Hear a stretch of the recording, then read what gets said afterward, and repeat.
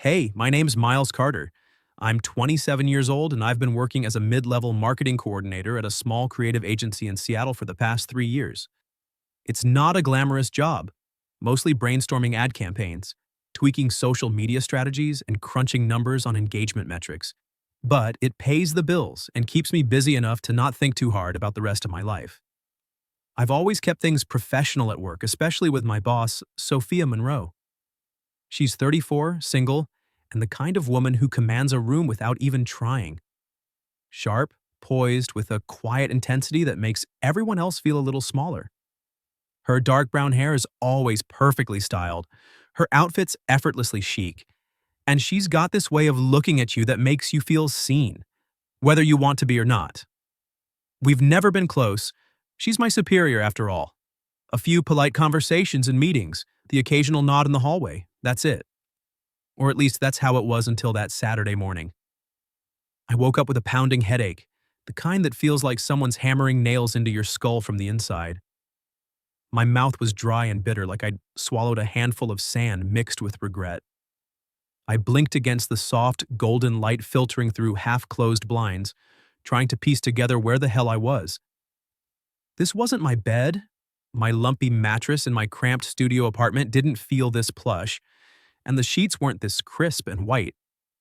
The room was unfamiliar, walls painted a soft beige minimalist furniture, a sleek nightstand with a half-open book, and a few black and white landscape photos framed on the wall. The air smelled faintly of lavender and fresh coffee, and in the distance I could hear the low hum of jazz music playing softly from another room. Panic started to creep in as I sat up, rubbing my temples. What happened last night? I glanced down and realized I was wearing a clean pair of gray sweatpants and a plain white t-shirt.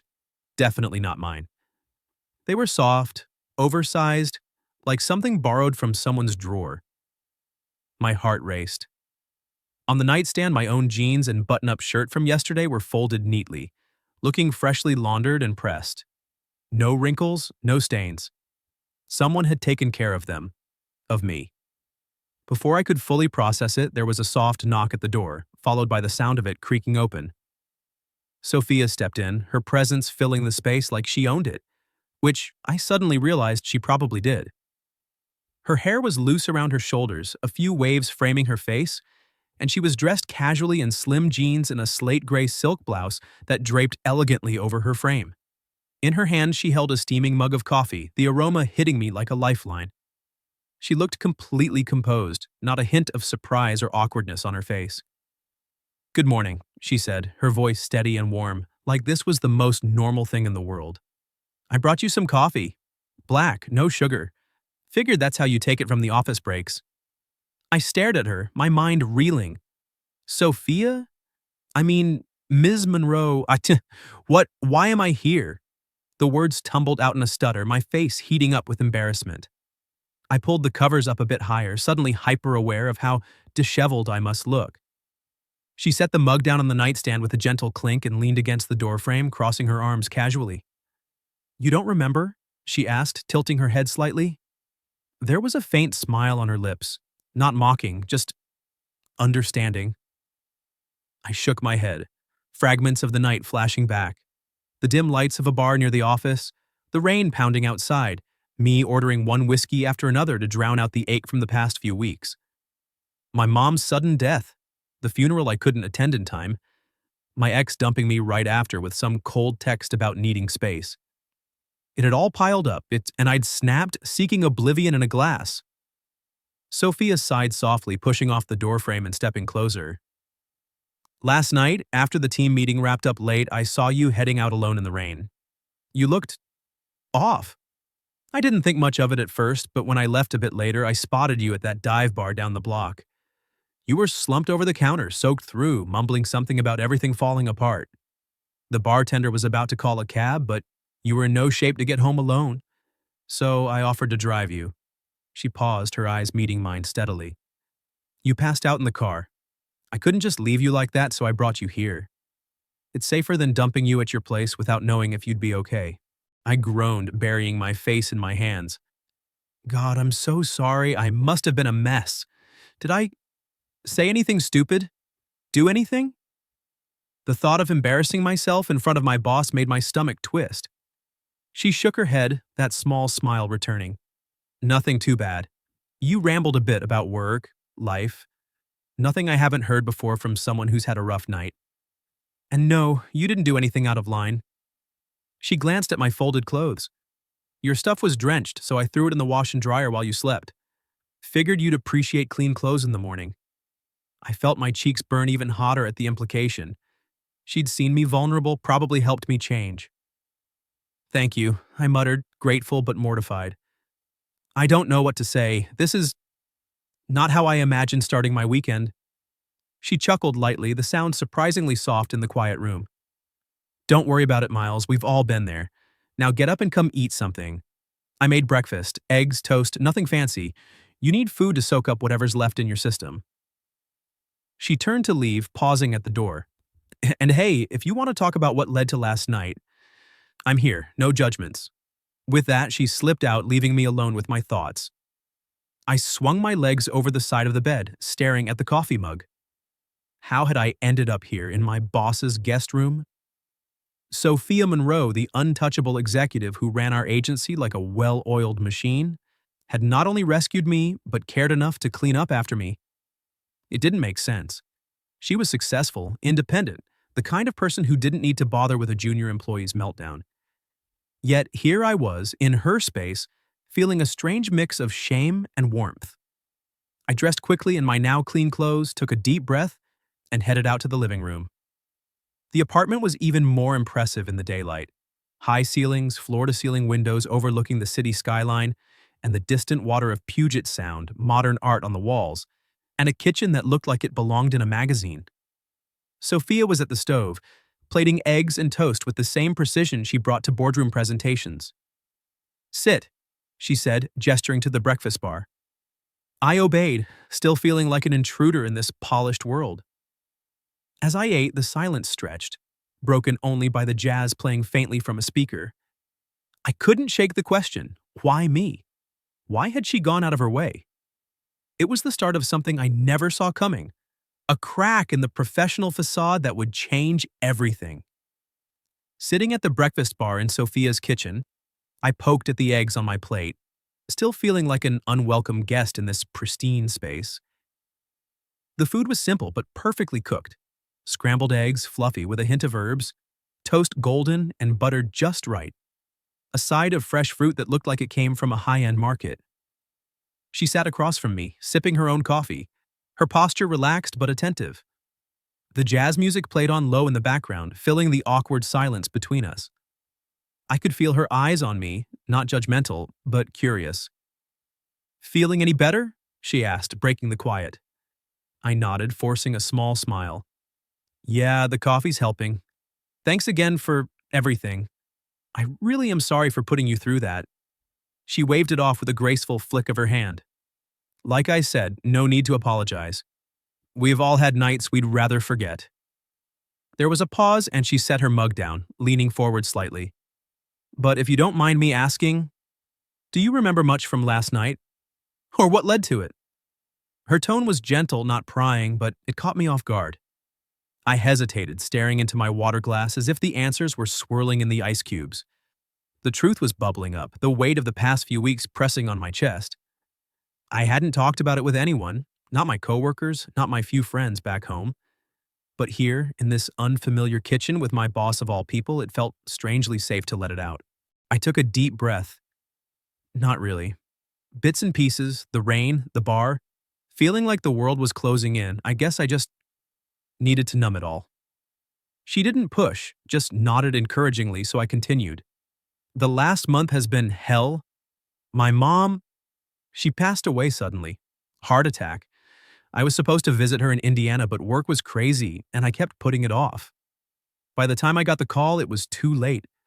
I didn't even make it to the funeral in time. My voice cracked a little, and I cleared my throat, fighting back the sting in my eyes. And then, right after, my girlfriend, ex-girlfriend now, broke up with me. Said I was too distant, too wrapped up in my grief. Like I could just snap out of it. Everything just collapsed.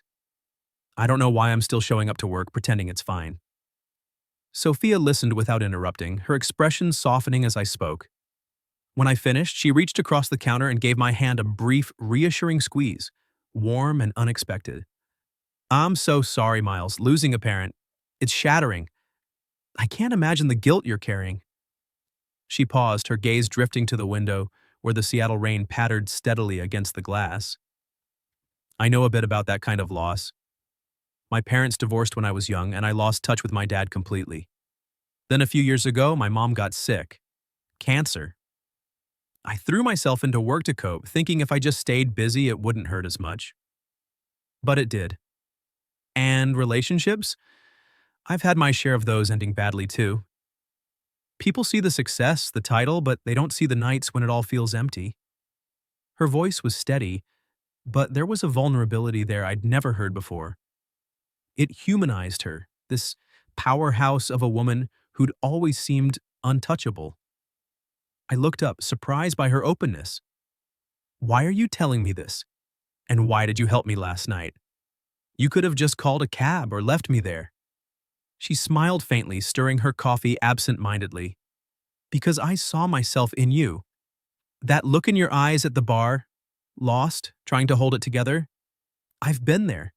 And honestly, no one should have to go through that alone. We're all just people, Miles, even at work. The way she said my name felt personal, like we weren't boss and employee anymore. Emboldened, I asked, "What do you think of me then? As more than just the guy who handles the ad metrics?" She tilted her head, considering. "You're talented more than you give yourself credit for, but you hold back, like you're afraid to step out of line. Maybe that's why last night happened. You needed to break free a little." Then, turning the question back, she asked, "And you? What do you see when you look at me?" I swallowed, the words spilling out before I could filter them. "You're beautiful, obviously, successful, in control, but I notice things. You always take your coffee black, but sneak a piece of dark chocolate with it during breaks. When you're stressed, you bite your nails just a little. You talk a lot about projects, but never about family or weekends. And you're always the last to leave the office, staring out the window like you're somewhere else. I think you're strong, but lonely. Like you've built this perfect life, but it keeps people at arm's length because you're scared of letting them see the cracks." The room fell silent after that, the jazz filling the space like a buffer. Sophia's eyes widened slightly, a flicker of something raw crossing her face. Surprise, maybe even recognition. She looked away for a moment, then back at me. "No one's ever said that to me before. You're more observant than I thought." She paused, her voice quieter. "We're not so different, you and I. No one's really on a pedestal. We just put ourselves down sometimes. Fear holds us back more than anything else." Her words hit like a quiet revelation, stirring something deep inside me. I finished my breakfast in thoughtful silence, the headache fading, but the emotional fog lifting just a bit. Finally, I stood up, clearing my plate. "Thank you for the food, the talk, everything. I should get going. I've imposed enough." She nodded, standing as well. "Take care of yourself, Miles, and if you need to talk more, my door's open. Not as your boss, just as someone who's been there." As I headed to the door, grabbing my jacket, I felt a shift. Sophia wasn't just my superior anymore. She was real, flawed, and somehow closer than ever. Stepping out into the rainy Seattle morning, I knew things wouldn't be the same. Back at the office on Monday, I threw myself into work like nothing had happened. Spreadsheets, client emails, brainstorming sessions, I buried myself in the routine, hoping it would erase the memory of waking up in Sophia's guest room. But it didn't. Every time I walked down the hall, I half expected to see her around the corner, and when I did, I'd avert my eyes, pretending to check my phone or fiddle with a file. In meetings, I'd choose a seat as far from her as possible, nodding along to discussions without contributing more than necessary. It was easier that way, or so I told myself. The last thing I needed was for anyone to notice something off between us. Sophia seemed to play along. She'd glance my way occasionally, but if our eyes met, she'd look away just as quickly, her expression neutral and professional. We exchanged a few work-related emails, brief to the point, but nothing personal. It was like we'd silently agreed to pretend that Saturday morning never happened. Deep down, though, everything had shifted. I found myself noticing things about her I'd ignored before. The way she tucked a strand of hair behind her ear during presentations, how her laugh, rare as it was, lit up the room during casual chats with the team, or the subtle fatigue in her posture after a long day. It wasn't just admiration anymore, it was something deeper, harder to ignore. I'd catch myself staring during lunch breaks, when she'd sit alone with a salad and her laptop scrolling through reports. My heart would race and I'd force myself to look away, reminding myself she was my boss, off limits, unattainable. The office gossip didn't help. One afternoon while grabbing coffee in the break room, I overheard two colleagues whispering by the vending machine. "Did you hear about Sophia?" one said, stirring her tea. "Word is she's getting engaged. Some big shot from our partner firm, rich, older guy, total power couple material." The other nodded enthusiastically. "Yeah, I saw them at that networking event last month. He couldn't keep his eyes off her. Bet she'll be announcing it soon. Lucky her, finally settling down." The words hit like a punch to the gut. I froze, my hand midway to the coffee pot, a wave of jealousy crashing over me. Engaged? To some successful executive who'd probably wined and dined her at fancy restaurants, the kind I couldn't afford? It made sense. She was Sophia Monroe, after all. Ambitious, beautiful, deserving of someone on her level. But the thought of her with him, planning a future, twisted something inside me. I poured my coffee with shaking hands and slipped out before they noticed me. Back at my desk, I couldn't focus. My mind replayed our conversation from Saturday, her vulnerabilities, the way she'd opened up about her past. Had that meant anything, or was I reading too much into a moment of kindness? The jealousy gnawed at me, mixed with a hollow ache. I wasn't even sure what I wanted from her, but the idea of her being off the market forever felt like a door slamming shut. By midweek, I couldn't take it anymore. During a quiet moment in the break room, when it was just the two of us, she was refilling her water bottle at the sink, I mustered the courage to speak. "Sophia," I said, my voice low, "is it true? About the engagement?" She turned, her expression a mix of surprise and amusement, setting the bottle down. "Word travels fast around here," she replied, leaning against the counter. "Yes, it's been floating around. Why do you ask?" I shifted uncomfortably, staring at the floor. "I don't know, just curious, I guess. Congratulations if it's happening." She studied me for a moment, her hazel eyes searching. "It's not set in stone. We're exploring things. But thank you." She paused, then added, "I'm taking some time off starting this weekend, a little reset. And after that, I might shift to a different department, avoid any conflicts if things get serious with him." Her words stung more than I expected. A reset? Shifting departments? It felt like she was pulling away not just from the office, but from whatever fragile connection we'd formed. I nodded, forcing a smile. "That makes sense. Good luck with everything." She lingered for a second as if she wanted to say more, but then just nodded back and left. The rest of the week blurred into a haze of internal turmoil. I replayed our interactions endlessly, questioning every glance, every word. The jealousy evolved into something sharper, a resolve. If she was really leaving, if this was my last chance, I couldn't let her go without knowing if what I felt was real. The Friday before Sophia's supposed departure felt like a countdown to something irreversible. The office buzzed with an unusual energy. Someone had organized a small farewell gathering in the conference room, complete with a sheet cake from the bakery down the street, a bouquet of white lilies on the table, and a card circulating for signatures. Colleagues milled about, chatting and laughing, sharing stories about her leadership and how she'd turned around tough projects. I hung back in the corner, nursing a plastic cup of soda, pretending to scroll through emails on my phone. Every time she laughed at a joke or accepted a hug, my chest tightened. She looked composed as always, her hair pulled into a neat chignon, wearing a tailored black dress that made her seem even more untouchable. I couldn't bring myself to approach.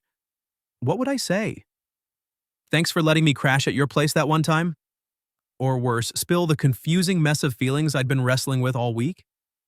So I stayed put, watching from afar, the jealousy from the engagement rumors mixing with a growing panic that this was it. She'd walk out, and I'd never know if that Saturday morning had meant anything to her. As the gathering wound down, people started drifting back to their desks. Sophia thanked everyone with her trademark poise, promising to stay in touch even if she switched departments. She gathered her things, a laptop bag, the card, a few personal items from her office, and headed for the elevators. I watched her go, my heart pounding like a drum. The door closed behind her, and suddenly the room felt empty. I stood there for what felt like minutes, staring at the spot where she'd been, a voice in my head screaming that if I didn't do something now, I'd regret it forever. Before I could overthink it, I bolted out of the conference room, dodging cubicles and ignoring a curious glance from a coworker. The elevator was already descending, so I took the stairs two at a time, my shoes echoing in the stairwell. By the time I burst into the parking garage, my breath was ragged and sweat prickled at my back. There she was, unlocking her silver Audi, sliding her bag into the passenger seat. "Sophia!" I shouted, my voice bouncing off the concrete walls. She turned, her keys still in hand, eyebrows raised in surprise. "Miles, what's wrong?" She closed the car door, stepping toward me as I jogged over, trying to catch my breath. The garage was dimly lit, the hum of distant traffic filtering in from outside, and the air smelled faintly of exhaust and rain. I stopped a few feet away, my hands clenched at my sides. I couldn't let you leave without saying something." The words spilled out in a rush. "This week has been hell. Hearing about the engagement, you leaving. I don't know what's going on with me, but I can't stop thinking about that morning at your place. About you. I don't want you to go. I don't want to imagine coming to work and not seeing you. Or worse, knowing you're building a life with someone else." My voice cracked and I felt exposed, raw, like I'd just handed her a piece of my soul. She stared at me, her expression shifting from surprise to something softer, more vulnerable. The garage lights cast shadows across her face, highlighting the subtle lines of exhaustion I'd noticed before. "Miles," she said quietly, taking a step closer. "What are you saying?" I swallowed hard, forcing myself to meet her eyes. "I'm saying, I think I'm falling for you, or maybe I already have. That night, the way you took care of me, the way you listened, it wasn't just kindness, it felt like more. And if you're really getting engaged, if you're leaving for good, I had to tell you. I couldn't live with the what-ifs." There was a long pause, the only sound the faint drip of water from a leaky pipe somewhere. Then she smiled, a real, unguarded smile that reached her eyes. "The engagement? It's not happening. He's a good man, but I don't love him. And the time off? It's just a break, not permanent. I need space to figure things out, but I'm not leaving the company." Relief flooded through me, but before I could respond, she closed the distance, her hand resting lightly on my arm. And Miles, I haven't stopped thinking about that morning either. In that moment, with the world narrowed to just us in the empty garage, I leaned in and kissed her. It was tentative at first, soft and searching, but then she kissed me back, her hands finding my shoulders, pulling me closer. The kiss deepened, erasing the boundaries of boss and employee, age and status. It tasted like coffee and possibility, and when we finally pulled apart, breathless under the fluorescent lights, I knew nothing would be the same. After that kiss in the parking garage, everything changed, and nothing did, all at once. Sophia and I stood there for a moment, foreheads touching, catching our breath under the harsh lights. She smiled a little breathless herself and suggested we go somewhere to talk. We ended up at a quiet cafe nearby, the kind with worn leather booths and dim lamps, where the rain pattered against the windows like a soft drumbeat. Over steaming mugs of tea, hers chamomile, mine black, we laid it all out. No more pretending. She confessed she'd felt a spark that morning too, but had pushed it down, worried about the power dynamic, the age difference, the potential fallout at work. I admitted my fears, that I wasn't enough for someone like her, that I'd misread her kindness as something more. But in that booth, we decided to try. Slowly. Carefully. No rushing into labels or announcements, just us, seeing where it led. The first few weeks were a whirlwind of stolen moments. Lunches turned into walks along the waterfront, where we'd talk about everything from favorite books to childhood dreams. Evenings meant quiet dinners at her place or mine, though hers felt more like home, with its expansive views and cozy corners. But soon, Practicality won out. My studio was cramped, cluttered with half-finished projects and takeout containers. Her penthouse offered space, light, and a sense of possibility. "Move in," she said one night, as we lay tangled in her sheets after our first real date. "Temporarily, at least. See how it feels." I hesitated, worried about dependency, about blurring lines too fast. But the next weekend, I packed a suitcase and showed up at her door. It wasn't a grand gesture, just me with a duffel bag and a nervous grin.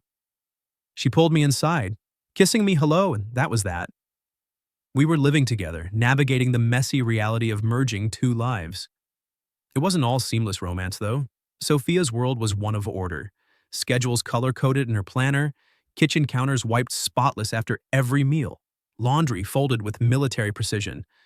Mine was chaos, books piled on every surface, shoes kicked off by the door, half-eaten snacks forgotten in the fridge. The clashes started small but built up. One evening after a long day, I came home and dumped my gym bag in the living room, heading straight for the shower. When I emerged, she was picking it up, her lips pressed into a thin line. "Miles, we talked about this," she said, not angry but firm. "I need space to unwind too, this isn't a dorm." I snapped back, defensive from exhaustion. "It's just a bag, I'll get to it. Not everything has to be perfect." The argument escalated, me accusing her of being too rigid, her calling me inconsiderate, until we both fell silent, staring at each other across the kitchen island. That night, we slept on opposite sides of the bed, the gap between us feeling like a chasm, but we didn't let it fester. The next morning, over coffee on the balcony, we talked it out. "I'm not trying to control you," she admitted, stirring her mug. "It's just, after my breakup, I built this routine to feel in control. Chaos scares me." I reached for her hand. "And I get that. But I'm not him. I just need room to be me. We'll figure it out." We did, one compromise at a time. I designated a spot for my stuff. She loosened up on the cleaning rituals. There were more bumps, forgotten groceries leading to takeout nights turned tense, mismatched work schedules leaving one of us waiting up late. But each time we sat down, listened, and adjusted. It wasn't perfect, but it was real, and that made it stronger. The outside world added its own challenges. Whispers at the office started soon after, colleagues noticing our lingering glances, the way we'd arrive around the same time. "Heard Sophia's seeing someone younger," one coworker murmured in the break room. "From the team, maybe?" I ignored it at first, but when a senior manager pulled me aside for a friendly chat about company policies on relationships, I knew we had to act. I requested a transfer to another department, handling client outreach instead of direct reports under her. It meant less overlap, but it protected us both. Sophia focused on her own projects, pitching independent consulting gigs that gave her flexibility. The age gap drew side eyes from friends too. My buddies teased about robbing the cradle, while her circle raised eyebrows at my lack of stability. We faced it together, holding hands under tables at dinners, sharing knowing smiles when judgments flew. Through it all, our bond deepened. Nights cooking pasta from scratch, weekends hiking in the Olympics, lazy Sundays with books and tangled limbs. We weren't just lovers, we were partners, healing each other's old wounds one shared story at a time.